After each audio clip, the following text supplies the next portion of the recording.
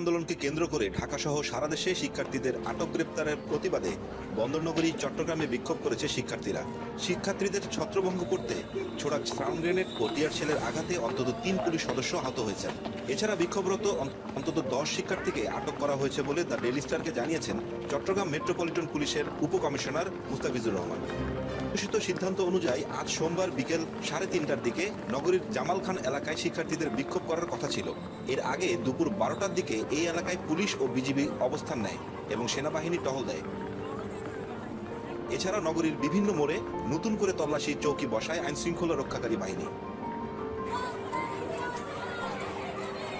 এর মধ্যে বিকেল ৩টার দিকে চেরাগীর মোড়ে জড়ো হন বিভিন্ন সরকারি বেসরকারি বিশ্ববিদ্যালয়ের স্কুল কলেজের প্রায় ১০০ শিক্ষার্থী।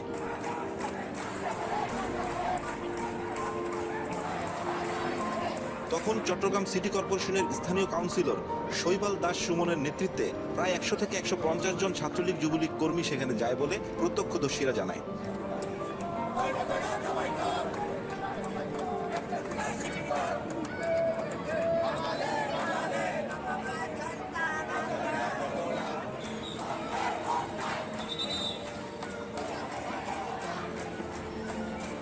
তারা শিক্ষার্থীদের উদ্দেশ্যে বিভিন্ন স্লোগান দিলে উভয় পক্ষের মধ্যে উত্তেজনা সৃষ্টি হয় এবং এক পর্যায়ে হাতাহাতিও হয়।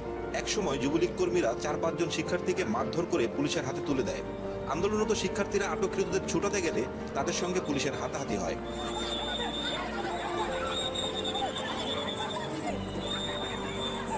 পুলিশ সে সময় লাঠিচার্জ শুরু করলে শিক্ষার্থীরা রাস্তার অন্য পাশে সরে গিয়ে বসে অবস্থান নেয় এবং বিভিন্ন স্লোগান দেয়। বিকেল ৪টার দিকে পুলিশ আন্দোলনকারীদের উদ্দেশ্যে সাউন্ড গ্রেনেড ও টিয়ার শেল নিক্ষেপ করে। এগুলো ছোড়ার সময় ৩ পুলিশ সদস্য মাথায় চোখে গুরুতর আঘাত পান।